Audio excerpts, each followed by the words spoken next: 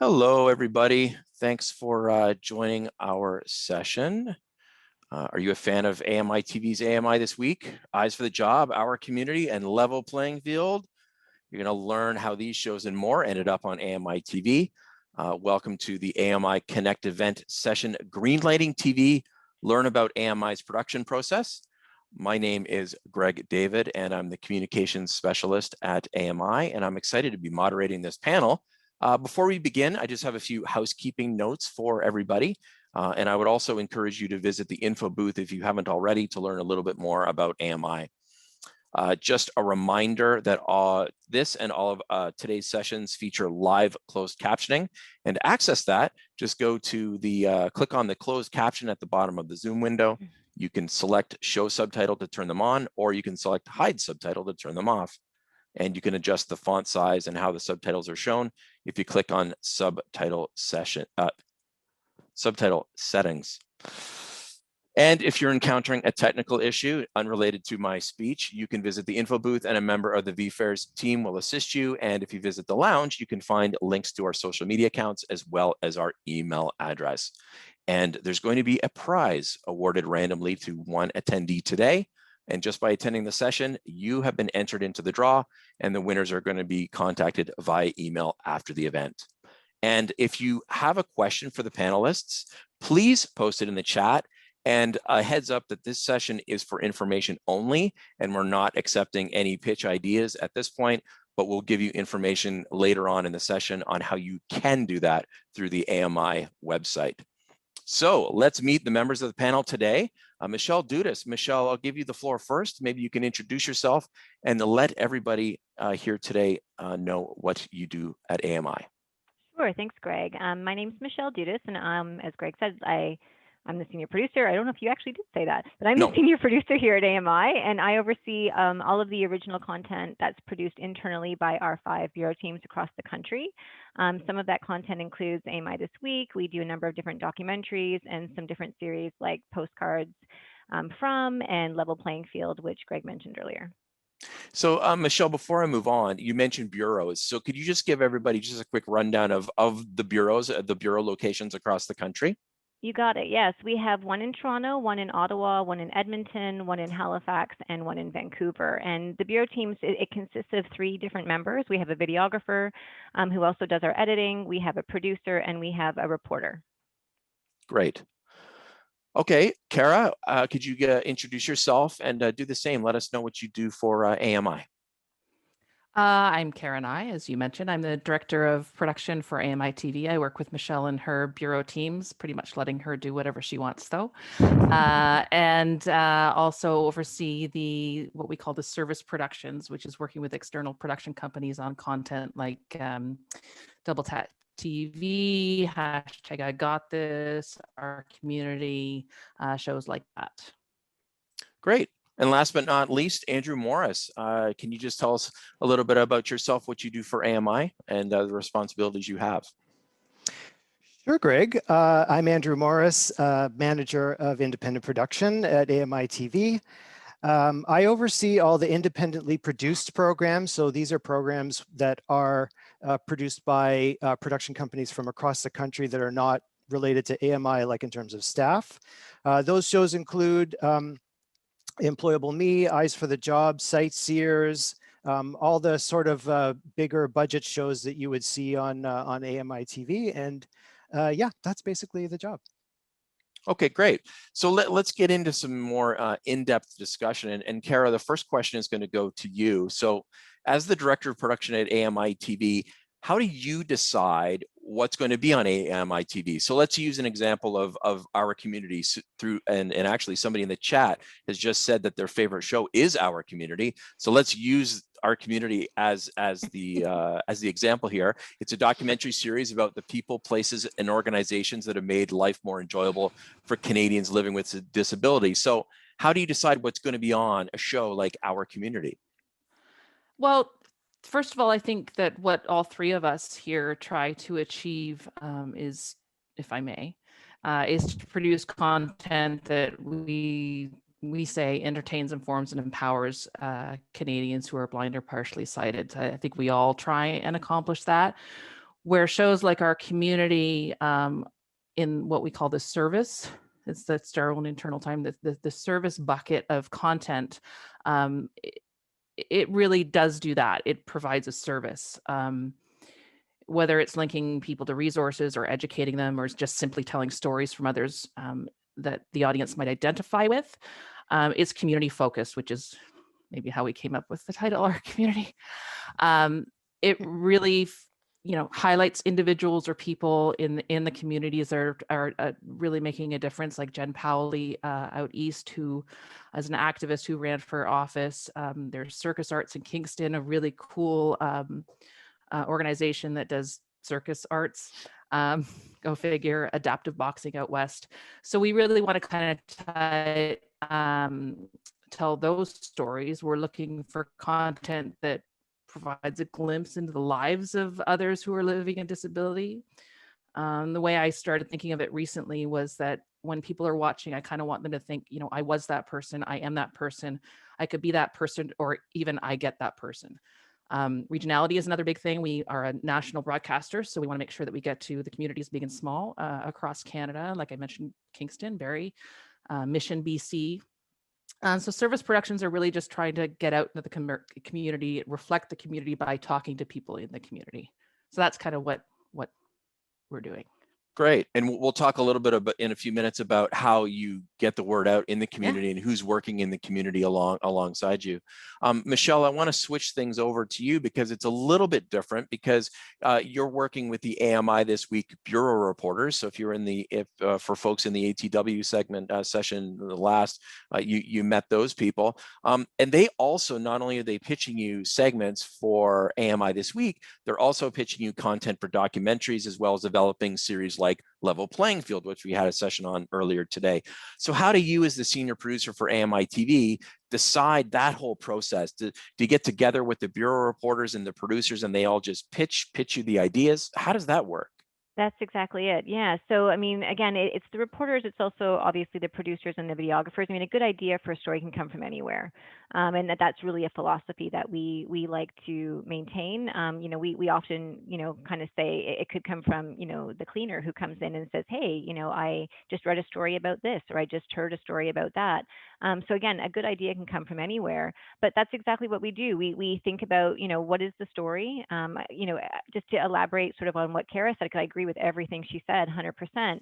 But ultimately, like, you're looking for a good story, right? You really want to make sure that you have something that again has, you mentioned, sort of the I guess empowering. I like to say, it's engaging, it's entertaining, and it's educational. So it's the 3 E's. Like, those are sort of the 3 things that I like to consider. But again, we pitch it, we decide whether or not we think it has legs. We decide sort of who we need to talk to in order to tell that story and flesh it out. How many voices do we need in that story? And then the team goes away and they do, pre-interviews before we even determine whether or not it's something we're going to go forward with. And if we decide that, yeah, we like the idea, then we put together, or they put together, what we call a PAS, which is a production assignment sheet. And that really outlines the synopsis of the story. What is the story? Who are we going to talk to? What are our locations? What are our audible cues that we're going to take into consideration when we're putting the story together? What are our, our visuals? And what are our questions? And then we do a loose storyboard at the end. So we really kind of tell the story in a pre-production sort of format before we even shoot it. And then we shoot it. And oftentimes it changes when you're in the field. You might, stumble upon a golden nugget that, makes you determine that you want to include something that maybe you hadn't considered, or maybe lose something that you did consider, but maybe there was something better. So, there's always those fun surprises in the field as well. And then ultimately, you come back, you put it together, and it gets edited, and you put it on air. Andrew, as manager of independent production at AMI TV, you oversee programs like Employable Me, Eyes to the Job, and the newest series, by Hook or by Cook, which we're having a session coming up soon about that. And those series are pitched to you from outside production companies. What are you looking for in a new series, and how do members of the blind and partially sighted community factor into what makes it to air? Yeah, I love that question, actually, because I'll speak to it on a number of different levels. So in terms of the content itself, The content is targeted towards the general population of Canada. So it is intended to advocate on behalf of people who are blind and partially sighted and people with disabilities. And in so doing, that's the service that we're providing, really. So to break that down, like you could think of a show that you might want to see on another network, but you just haven't seen it yet, with people with disabilities in those primary creative roles like a producer, director, writer, presenter. So you really get that authentic perspective. And it could be any genre. We mostly are working in the unscripted area, but we're starting to dip our toes into scripted too. I would say stay tuned. Maybe around next year, we've got a couple of ideas in development that we're trying to work out right now. And then the content itself, like we try to take big swings at stuff. We are looking for concepts that tackle the big social issues in society, like Employable Me tackles the big issue of employment, and Mindset Go tackled health and wellness, and so, and of course, nothing bigger than paranormal stuff. So that's Sightseers, because it doesn't get bigger than the world. And in terms of, like, to answer your question about how are people who are blind and partially sighted involved, it really is from conception right to the very end. So when pitches come in, and I should say a lot of pitches come in, like we look at a lot of material, but the ones that kind of make it to the top, we have a panel of, well, not really a panel, but we have a group of like media consultants who are blind and partially sighted, and some have other disabilities as well. And they're looking at everything to see if this type of program fits the messaging that we want to portray and represents them the way they want to be represented.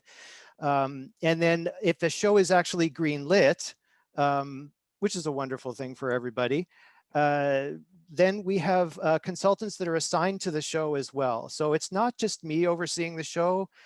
We have people from the community that have expertise in production, and also, who are blind and partially sighted and can speak to that authentic representation. So they're involved in the development of the show as well, alongside me.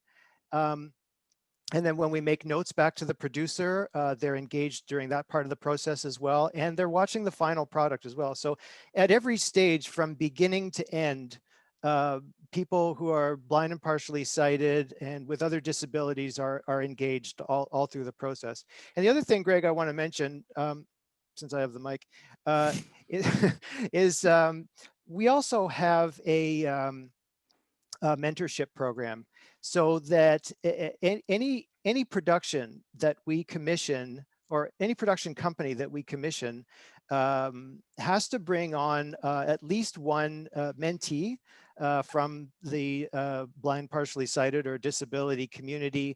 And that's usually someone who's either from school or someone who otherwise might not have gotten or might not have thought that they could get an opportunity like being right down on the floor on a show. And these experiences have been great to get people into the trenches and really learning how to produce.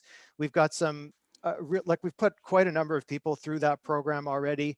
And I think probably the best success story we have is one of them actually, after her, I think, second or third year. Well, after the first year, she got hired by the production company, and then she ended up pitching a show to us, which is being produced next year. So she went from mentee to showrunner, and it's a really beautiful thing. So there you go. Yeah, and you bring up a really good point, and I'm glad that you mentioned the groups that we have participating in feedback about the shows. And Michelle, maybe I'll just quickly have you talk about the bureau reporters for AMI this week specifically. They're all members of the blind and partially sighted community who are on air and are doing the reporting for you, correct?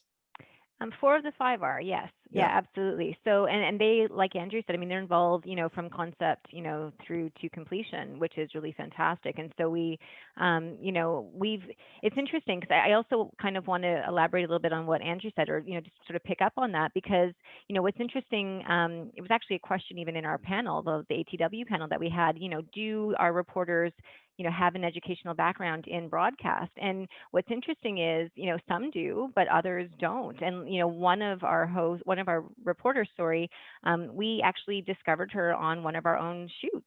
We were covering a story on the CNIB Employment Skills Boot Camp, and she happened to be there, just learning about employment skills. And we thought she had potential, and she auditioned, and we gave her the role, and that's Beth Deere, and she's fantastic, and we love her. So, what's great is there is opportunity. I mean, we also hired AMI. We hire what's the word I'm looking for? Help me, Kara. We have our interns are apprentices.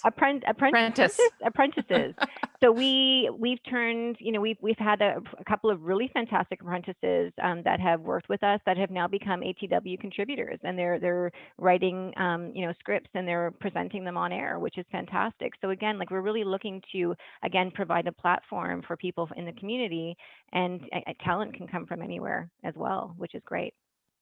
Yeah, and actually, I'm glad that you brought up the apprenticeships and the internships, because if people are interested in finding out more about the paid apprenticeships and internships, they can go to ami.ca, and I think it's /careers, and there's a tab on the careers page that'll take you to those pages, and will give you more information and also show you how to apply for those positions. So thanks for bringing that up, Michelle.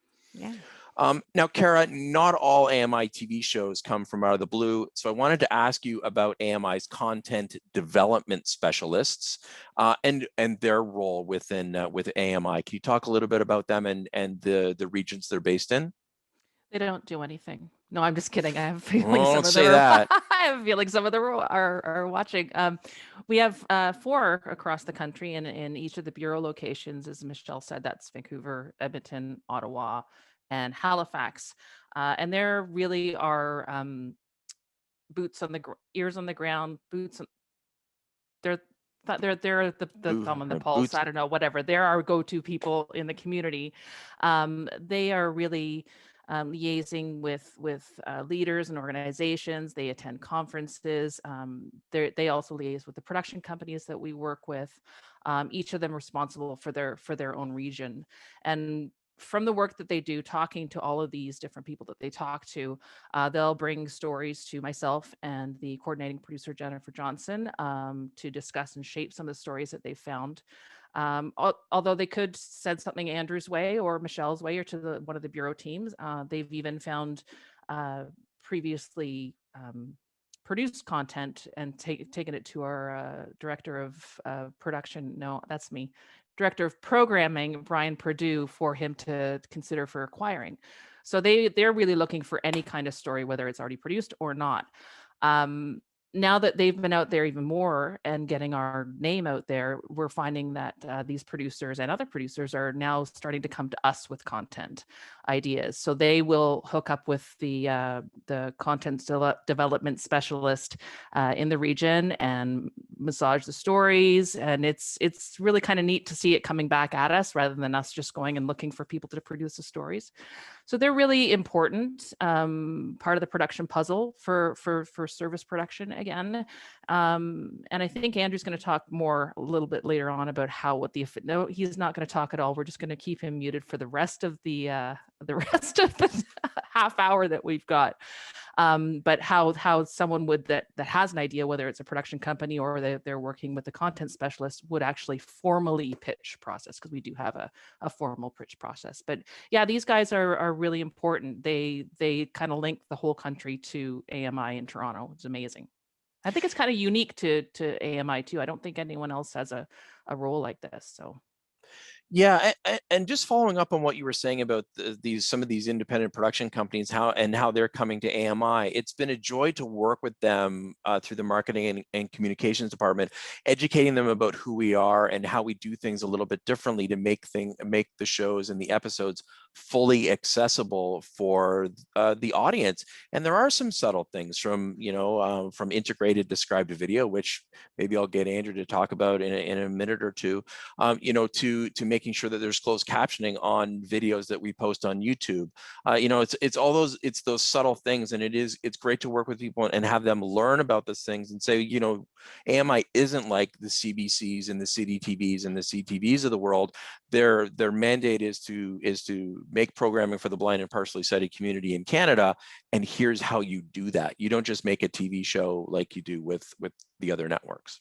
You're absolutely right. And it's amazing how much they embrace that. And we've even found that some of the producers are starting to employ those techniques of IDV, and or at least be a little bit more conscious of it when they're producing other content. So we're kind of leaking that out into the general public in other content. So that's kind of cool. But it is eye-opening, no pun intended, when they realize how much work goes into creating accessible content, but they all love it and they all embrace it. Yeah, so Andrew, let's talk a little bit about integrated described video. You had a big hand in the creation of that. So can you just describe that for the people that are on the attendees today that may not know what integrated described video is and why that's you know, different, why that's, you know, unique to AMI? Sure. It probably helps to just give a little bit of history on it. So I think most people here know what described video is. That's something, it's a feature that you can access with your TV that turns on a narrator that tells you what's going on in between all the dialogue, so that if you're blind or partially sighted, you can follow along. And many years ago, in a dark corner at AMI, we had started making original programs, and then we had a description services department as well. And what we were doing was just, you know, going through the regular motions of everyday production. We would produce a show, and then we would send it over to another section of the building, and they would describe it, and then we would put it on the air. And there was a certain point where we said, why are we doing this? We own this process from start to finish. Why don't we just build the description right into the show? And our first couple of stabs at it, it was a little bit clunky, but you know, we eventually learned that, you know, you don't have to actually embed the narration into a show, but you can just make the audio, like everything in the audio spectrum, from the dialogue to the sound effects to just your use of the whole spectrum to your benefit, to make sure that everything is organically accessible within the show itself. And the benefit of that is you don't have two separate programs, because if you're turning the described video on, that's one version. If it's off, that's another version. And if you have, if there's two people on the same couch, one who's blind and one who's sighted, and they're watching the same show, someone's not going to get the show that they want, because you know, the person who's sighted is listening to the description, I can see everything, I don't need this. And then if it's not on, then the person who's blind is going to say, I'm missing a lot of stuff. So this was a way to really create one, it's like a universal design version of making television. And really, you know, if people are wondering, like, is there any magic behind it? How do you do it? It really is a giant training program. It's making the producers aware of, you know, not using vague language that is captured with the picture. So I'm going to give you an example. So I could say, I'm going to take this and I'm going to put it over here. And you might not have any idea what this is or what over here is. But if I say here, wait, here, take my pen or something like that, you know, it didn't cost me any more money to do that. It didn't take any more time to do that. It just a little bit of an awareness. You use the little pen click sounds. Sometimes you just need to say, oh, sign this. And you know that the pen is coming across with the sound effect. So, you know, there are many, that was a really bad example, by the way. That was my actor's portrayal. Shut up, Kara. But that's basically how integrated described video works. And once we really got it down and we realized that it was working, we sent it out to, we did some formal testing, and I think it sent it to a group of about 150 people and who were blind or partially sighted. And it was so fascinating what came back. You know, there were a few people that didn't really like it, because when the narrator is there, it tells the audience that the program is made for them, that they're basically being taken care of, that they're not missing anything.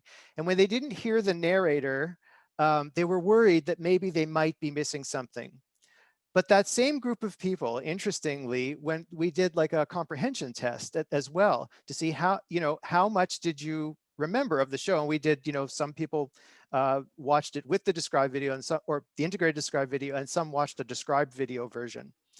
And that same group that said that they, didn't really like the narrator there, had better comprehension of what was happening in the show. So it was really fascinating that those results came about. So we stuck with it, and all of our original shows are made like that now. And for the independent productions, like we all know how to do it internally. Kara's and Michelle's shows, they, all the staff, they understand how it works. And we have a crew that trains our independent producers, and they train all the staff so that even our independent productions are being made like that. Great, thank you. I'm just going to address a few questions in the chat right now. Marnie was asking how you turn on integrated described video. It's automatically on when you tune into AMI, so there are no settings that you need to adjust on your television set or through your remote. Question, Kent was asking, several of AMI's on-air talent are people with disabilities, but do any people with disabilities work exclusively behind the scenes? Yes, I can answer that question. Yes, at all of the AMI offices, people of all abilities work there. We're a truly inclusive employer, and have won an award for that. A technical question. This is about microphones. So Michelle, I don't know, what is the type or brand of your favorite microphones? Do you know what the bureau reporters use? Sorry, you're muted, Michelle. There we go. How ironic. I'm muted. Yeah, I know. Anyway, no, they use Sennheisers, and I know that we've struggled a little bit, truthfully, because we've had to pivot working from home, and so in the beginning, when again, like we were in like major lockdown, we purchased a bunch of different microphones, trying to figure out like what could we plug into a cell phone, because we were filming, all of our reporters were filming themselves using their cell phones. But I think that the Sennheisers, usually, I don't even know if I'm pronouncing it properly. Those are the ones that seem to be sort of the favorite of our videographers, for sure. Okay, great. Andrew, I know that you have to leave in a couple of minutes, so I'm going to hit you up with a couple of questions. So Andrew, if anybody has an idea for a TV show idea, do they need to be a producer or run a production company? No. Okay. That was it. Oh, you wanted more. Well, the truth is, no. I mean, if you haven't, like, as Michelle said before, great ideas can come from anywhere, even from me or Kara. But that's rare. But it does help. You're not muted. But it does help if you're a producer. It also helps if you know a producer. But, even if that's the case, because you got to keep in mind that for independent productions, we are hiring independent producers to manage a lot of money. In some cases, it could be $500,000, $700,000. We're not going to just hand that over to somebody who has no experience making television. So if you have an idea and you don't have a producer, and there's merit in the idea, we can sometimes help connect you with somebody and or a production company and go from there. And that has happened quite a few times, actually. Okay, and then the last. Oh, sorry, Kara. No, I was just going to say a similar story on the service side. Just recently, we've had a couple of episodes that the ideas have come from non-producers, and we have hooked them up with some production companies to get that story told. So a good idea is a good idea. Well, and just really quickly, if I can add something, because again, like, those are longer format, productions. But again, for ATW, for our like 4 and 5 minute segments, if you think you have a good story idea, we want to know about it, because chances are, we'll come out to you to tell that story. So again, if you think that you yourself make a good story, or someone, who has a good story, then yeah, we want to hear about you, and you can pitch that directly to us. Okay, so let's get into it then, because we brought it up and we're getting everybody excited. Let's talk a little bit about how they can do that. Now, we have a specific part of the website that people can go to. It's ami.ca/independent-production. producers. So if people go to that page, they're going to find a lot of information there. But Andrew, just in the minute before you've got left, what are some of the documents that they would have to fill out if they've got an idea? Yeah, the most important document is called a release form, and it's a couple pages long. It looks like a lot of legal jargon, and the truth is that it is legal jargon. And the reason that it's there is because we get a lot of ideas come through, and a lot of them are the same. And if you could pitch us something that maybe we already have in development, and we really don't want you suing us later, because so that release form enables us to look at everything and not have to worry about what's in development right now. So it releases us from the liability. So that's a very important thing. And then the rest of the forms, there's no actual dedicated form on the site. But it will walk you through the kinds of things that we're looking for. So, in your pitch documentation, you're going to put together a little proposal. You'll have maybe a cover page and some stuff on it. And there's some questions there that of some things to think about in terms of populating your pitch with your idea. Great. Thank you very much, Andrew, for taking the time. I know you've got to go, so thanks again. Thank you. Enjoy the rest of the session. And just as he's leaving, again, if you do have any questions, if you go to that part of the website and you do have any questions about the documents and what needs to be done, you can email info@ami.ca and we'll be able to help you out. So I'm going to switch over to you again, Kara, and talk a little bit about what gets you excited about a pitch. What makes you sit forward and be interested about something that comes across your desk? Because like Andrew said, there are many pitches that come through, and some of them may be very similar. So what gets you excited? Well, if you haven't been able to tell from this conversation so far, just a really good story and the characters to tell it. I mean, you can have a great story, but without an equally great person to tell it, it falls flat. And if you can turn that around too. If you have the great person, but not the great story, then nobody's going to want to watch it. Those two things are probably the most important to me. But I also, when a pitch comes in, I want to feel the excitement that whoever's pitching has about that topic.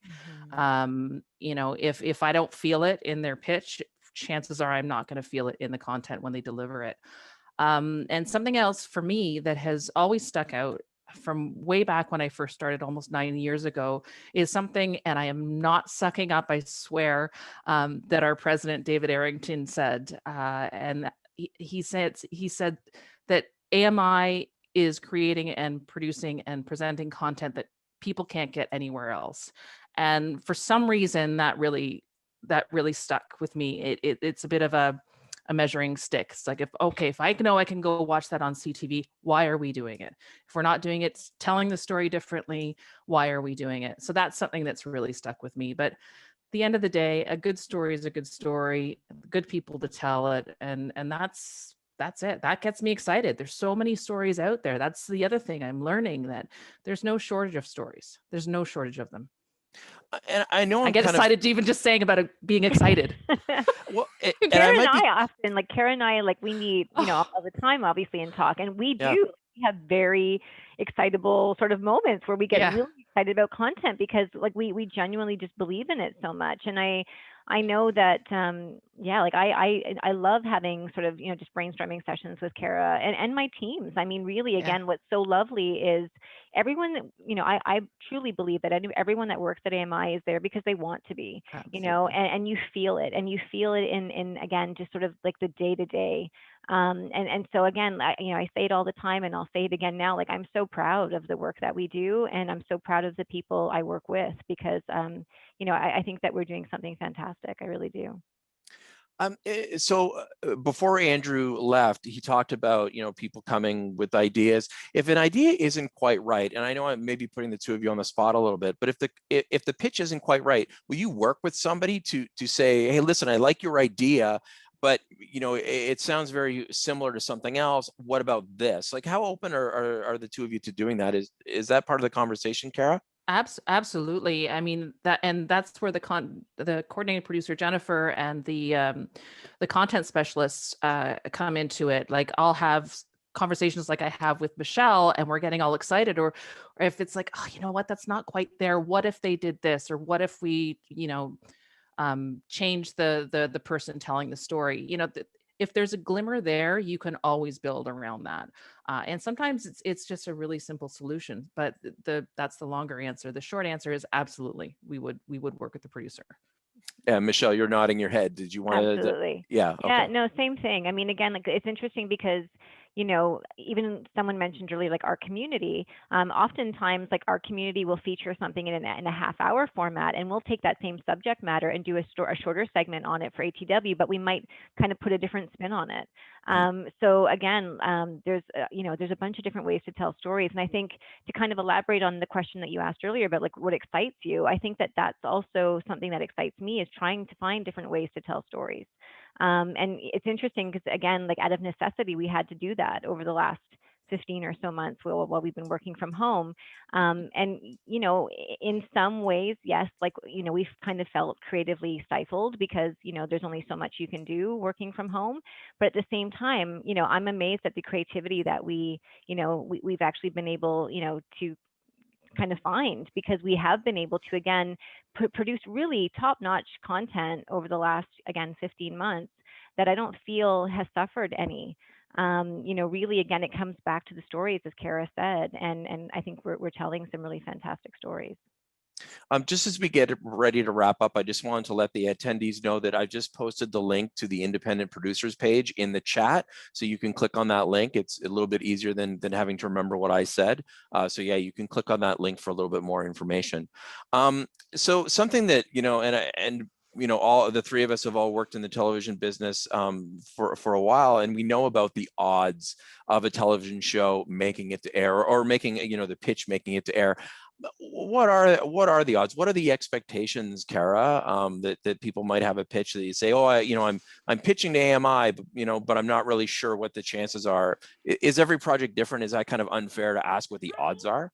Very unfair to ask, Greg. Very unfair.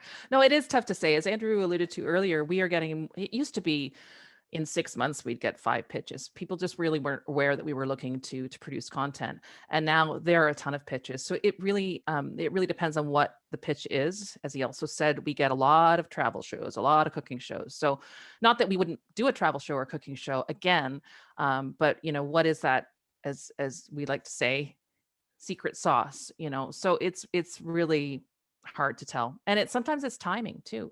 You know, we may be retiring some series that we're looking for, actively looking for new ones. So there's a lot that goes into that. So very unfair question. Thank you. That's fantastic. I want to thank Kara, Michelle, and Andrew for taking part today. I think that, you know, if people click on that link, and this is going to give you a lot of information, and I know that this is a session that people have wanted, just because, oh, I started to wrap and Michelle's got something else to say. No, I just want to apologize. do that just really quickly. Sure. Again, if people have story ideas for AMI this week, you can send those to feedback@ami.ca as well. Oh, perfect. Yeah. Thank you very much. No Yeah. problem. Just like I was saying, that this is very interesting. I think a lot of people really wonder how it works behind the scenes. And I think that the three of you have really shed some light on that. So I appreciate you taking the time today. Thank you. Thanks, everyone. Thank you. Thanks, everyone. The next panel that's going to be starting up in a few minutes is Making Adventures Accessible with Bruce Cook and the By Hook or By Cook team, which is a brand new show that's debuting on AMI TV tonight at 10 p.m. Eastern. And you can access that session through the auditorium. And be sure to visit the information booth in our exhibit hall to learn more about AMI anytime before, during, or after the sessions, or if you're encountering technical issues. Thank you very much, everybody. Have a great day. Take care.